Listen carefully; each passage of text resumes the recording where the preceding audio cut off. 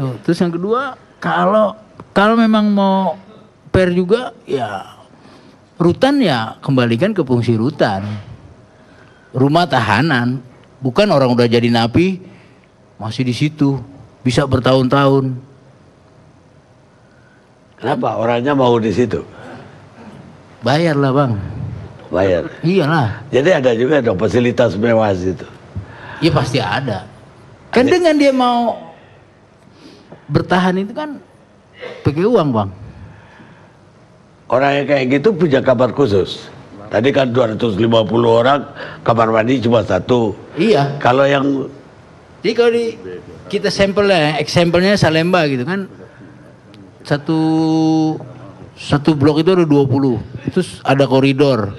Itu kan di kamar itu paling 5 orang bang. Sisanya itu di koridor. Kalau bahasa penjara itu lapak buaya. Udah kayak buaya tidur kayak gitu bang. Jadi wah udah bukan kayak manusia, makanya disebutnya lapak buaya. Jadi bukan lagi dilihat sebagai manusia. Inilah orang-orang yang disebut bebek nggak betelor.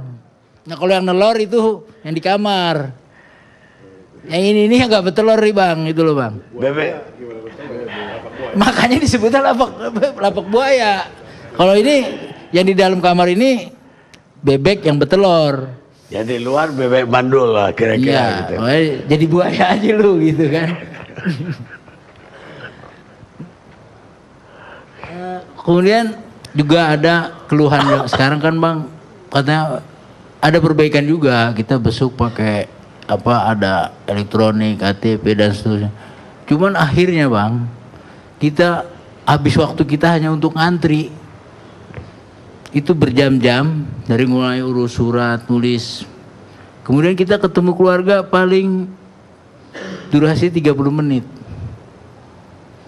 Di tengah yang orang tuh banyak, kita udah nggak fokus.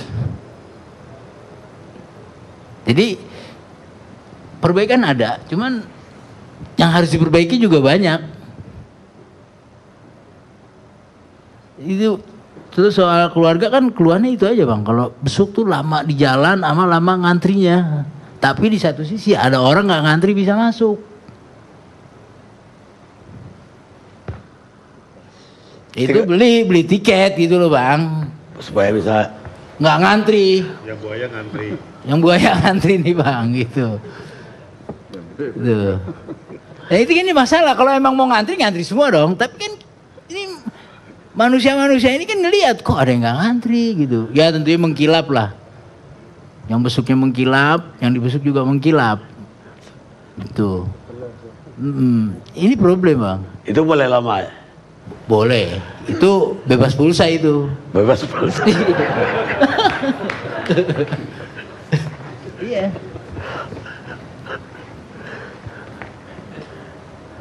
Terus banyak lah bang kalau soal itu. Saya pikir dalam kacamata itu bang, kalau mau kita perbaiki secara serius, seperti Pak Menteri bilang, wah ini momentum. Jangan yang di atasnya aja gitu, yang di bawahnya juga harus. Karena yang banyak ini, yang mayoritas ini, yang 90% ini orang nggak punya pak, orang kismin, ini suka miskin ini. Ini yang disebut suka miskin ini yang 90%, yang 10%, yang 5-10% itu nggak suka miskin, gitu. Jadi ya kalau emang mau serius ya harus punya itikat baik aja, jangan ada yang ditutup-tutupin. Kemudian ketika menerima masukan dari masyarakat, wah ini gini, catat tuh namanya, catat alamatnya, wah siapa itu kan. Kalau saya sih emang gue pikirin, gitu, catat aja nama saya, silakan aja, nggak ada masalah.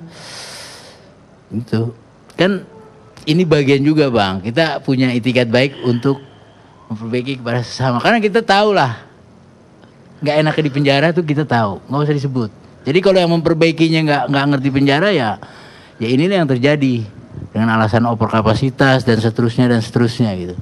Saya pikir itu bang. Kalau Anda dengar tadi cerita tentang LP Sukakaya di Bandung tadi, kalau Anda kan di Sukamiskin kan, itu di Sukakaya Apa pendapat Anda tentang itu? Mewah atau tidak mewah? Jadi kalau lihat dari ukuran kita sebagai orang suka miskin, Ya. itu mewah bang. Oh itu mewah. Mewah. Tuh, oh kita yang miskin tuh kan makannya nasi jatah. Dia yang ini kan orang-orang yang nggak suka miskin ini kan nggak makan jatah. Dia beli, bahkan dia bisa lebih dari sekedar keperluan pangan. Seperti minumnya bisa minum yang bagus, terus obat-obat yang vitamin dan seterusnya gitu. Dia bisa beli. Yang suka miskin ini kan gak ada yang ngurusin. Negara gak pernah ngurusin yang miskin nih. Negara selalu memperhatikan yang kaya-kaya aja.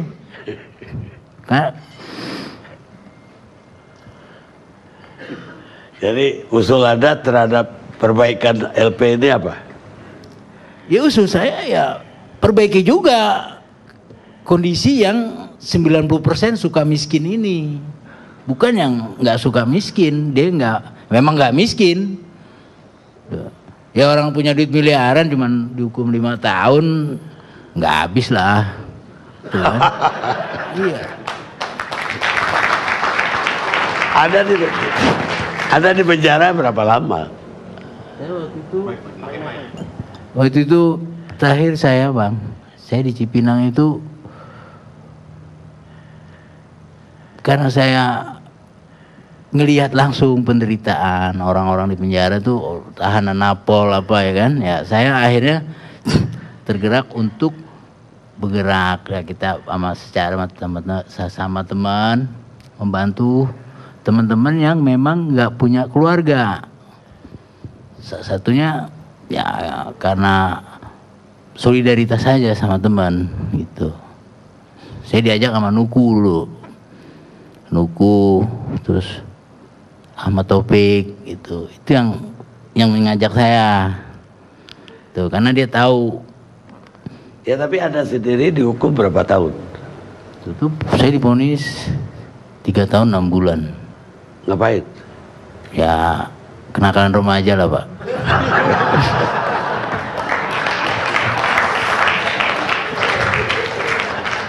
Ya dalam KUHAP kan semua kriminal. Arswendo nggak ngapa-ngapain tetap dikriminal. Dalam KUHAP kan semua kriminal bang dulu kan. Nggak ada nggak kriminal bang. Sama ya? Iya. Tapi ada kenakalan remaja. Iya. Kalau dia waktu itu masih remaja bang. Kalau yang tadi itu kenakalan orang tua ya? Iya. Bandelnya telat.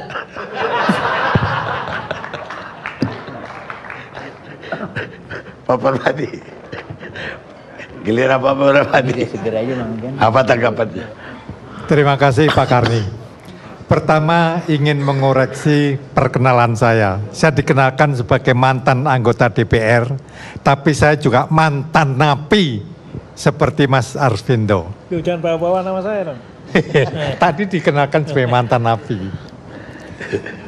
Yang kedua, judul itu kurang Pak Karni.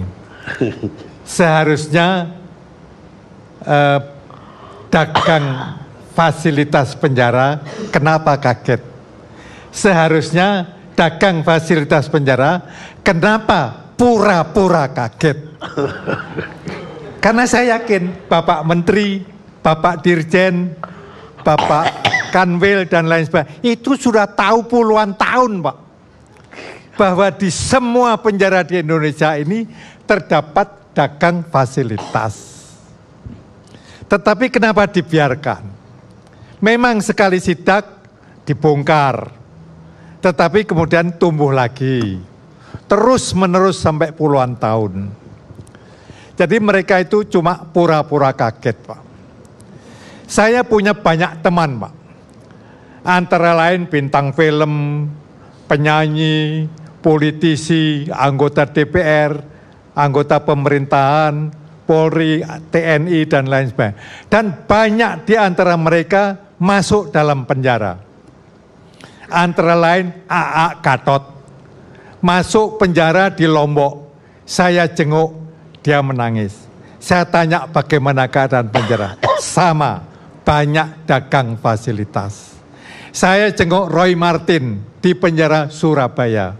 Saya tanya bagaimana keadaan, sama banyak dagang fasilitas. Saya jenguk DL Sitorus, dia yang menggunakan banyak fasilitas. Setahun 6 bulan kira-kira di rumah sakit, menerima tamu-tamu, pedagang-pedagang dan lain sebagainya. Semua. Juga demikian pula dengan Reni di Medan, saya jenguk. Di mana-mana teman-teman saya jenguk. Pak Antasari Azhar di Tangerang, saya jenguk berkali-kali. Saya juga dijenguk. Ya betul, saya jenguk Mas Arswendo juga. Nah, Pak Antasari Azhar ini menceritakan semua kejadian yang dialami. Saya cerita sama Pak Yusuf Kalla. Pak Yusuf Kalla tertarik, minta saya mengantarkan ke Pak Antasari, minta dikenalkan dan lain. Saya kenalkan Pak Yusuf Kalla sampai 3 kali ke rumah penjara, semua digali Pak. Tetapi juga tidak ada penyelesaian. Pak Yusuf Kalla tidak berani mengambil tindakan apa yang dikatakan oleh Pak Antasari. Kalau di penjara Sukamiskin, saya sering datang menjenguk teman-teman saya yang korupsi itu banyak sekali. Dari Nazarudin sampai yang terakhir Novanto. Saya sering menjenguk mereka. Oleh karena itu, pertama, saya kurang setuju kalau namanya itu suka miskin. Sebenarnya suka kaya, Pak. Karena yang dipenjara di sana itu koruptor-koruptor mulai puluhan juta, ratusan juta, puluhan miliar, ratusan miliar, sampai triliunan di penjara sana. Saya merasa kesalahan besar konsep menyatukan seluruh koruptor dalam satu penjara. Itu salah besar, Pak. Mereka bisa secara berjamaah. Ada koruptor yang baik, misalnya dituduh korupsi seperti Pak Rio. Mungkin beliau baik, Pak. Tidak pernah menyuap, tidak pernah apa-apa, tidak pernah neko-neko. Sehingga diperlakukan seperti tahanan biasa. Tetapi bagi tahanan-tahanan yang kurang baik, yang duitnya luar biasa, itu menyuap. Kamarnya luar biasa. Saya pernah, itu saungnya juga terus terang menurut ukuran saya mewah, Pak. Jadi wartawan-wartawan yang melihat di televisi pun menganggap ada kamar mewah. Bahkan sekarang ada kamar yang dikatakan kamar istana. Saking mewahnya. Memang benar, HP itu bukan barang mewah. HP itu semua orang punya, Pak. Tetapi yang dilarang sebenarnya bukan HP-nya, tapi fungsinya. Seorang bandar narkoba bisa menghubungi semua bandar-bandar narkoba, memasukkan narkoba dan lain sebagainya. Juga koruptor ini bisa menghubungi keluarganya untuk menyembunyikan di mana uangnya dan lain sebagainya dan lain sebagainya. Jadi aman, Pak, semua. Jadi fungsi HP inilah yang sebenarnya dilarang. Tentang kamar-kamar yang mewah, saya yakin Pak Menteri, Pak Dirjen, Pak Kanwil, dan semua itu tahu, Pak. Saya yang tidak mengurusi napi pun tahu persis bahwa di seluruh Indonesia terjadi dagang fasilitas. Seperti yang saya sebut tadi, saya kenal Roy Martin, saya kenal AA. Semua yang saya tanya mengatakan fasilitas diperdagangkan. Bahkan terus terang saja, ketika saya di penjara, saya kedatangan Dirjen Lapas pada waktu itu, Pak Lopa. Saya sengaja memilih kamar bersama penjahat-penjahat, Pak. Pak Lopa tidak tega. Saya ditaruh di kamarnya Bung Karno, penjara di Wirogunan. Tapi saya menolak. Saya tidak mau diistimewakan. Saya ingin hidup seperti orang-orang penjara. Nah, ketika itu memang tidak ada kamar-kamar mewah. Di Jogja tidak ada, Pak. Tetapi perdagangan narkoba luar biasa. Dengan 100.000, seorang bisa menyuruh sipir atau petugas penjara membelikan narkoba 10 sampai 20 gram. Hanya 100.000, Pak. Dengan 100.000 mereka bisa mendapatkan apa yang diinginkan. Sehingga semua napi mengisap ganja, mengisap sabu, dan lain sebagainya. Sehingga kalau ada pemeriksaan mendadak, mereka diberitahu dulu, Pak.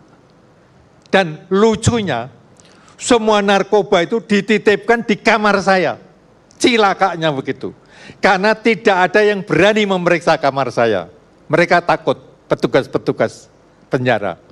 Nah, akibatnya saya bingung, Pak. Saya laporkan atau saya diamkan. Kalau saya diamkan, narkoba ini menjadi milik napi. Kalau saya laporkan, diambil oleh penjaga-penjaga penjara, akhirnya dijual juga ke napi. Itu lebih kurang ajar lagi. Karena itu, ya saya diamkan saya ambil sikap diam saja. Toh saya tidak berdosa, tidak memakai dan lain sebagainya. Nah, sedangkan kamar-kamar yang mewah, yang ada disebut kamar istana, itu memang benar. Dan itu peraturan penjara, Pak. Tidak diperbolehkan kamar mewah, tidak diperbolehkan TV, tidak diperbolehkan kulkas, tidak diperbolehkan HP. Itu peraturan penjara. Bukan karena ini sederhana atau tidak. Tetapi dengan barang-barang yang itu berarti dia hidup di rumah sendiri. Tidak di penjara. Karena kesalahan orang-orang penjara itu kan banyak. Tadi Pak Rio tidak menjelaskan kesalahannya. Hanya melihat orang yang di penjara. Kesalahannya orang penjara. Ada yang membunuh orang, Pak. Kalau yang dibunuh itu bapak keluarga yang mencari makan buat keluarganya. Seluruh keluarga mati, Pak. Menderita. Apalagi kalau seorang perempuan diperkosa rame-rame 15 orang. Bagaimana nasib perempuan ini? Dan bagaimana koruptor yang sampai ratusan miliar atau triliunan memiskinkan rakyat. Rakyat yang seharusnya menikmati pembangunan menjadi hancur, tetap miskin, tetap lapar. Untuk itulah mereka dihukum. Untuk itulah mereka tidak boleh hidup secara wajar. Harus dipenjara. Karena itu saya lebih suka istilah penjara daripada lembaga pemasyarakatan. Kalau lembaga pemasyarakatan, napi-napi itu memang ingin bermasyarakat. Ingin ketemu orang, ingin ketemu keluarga. Itu namanya bermasyarakat menurut napi. Nah, pembinaan juga keliru, Pak. Yang dibina itu bukan napi, tetapi napi membina petugas-petugas penjara. Napi yang duitnya banyak, bisa menyuruh penjaga apa saja, berbuat apa saja. Membebaskan dia, memberikan fasilitas yang hebat dan lain sebagainya.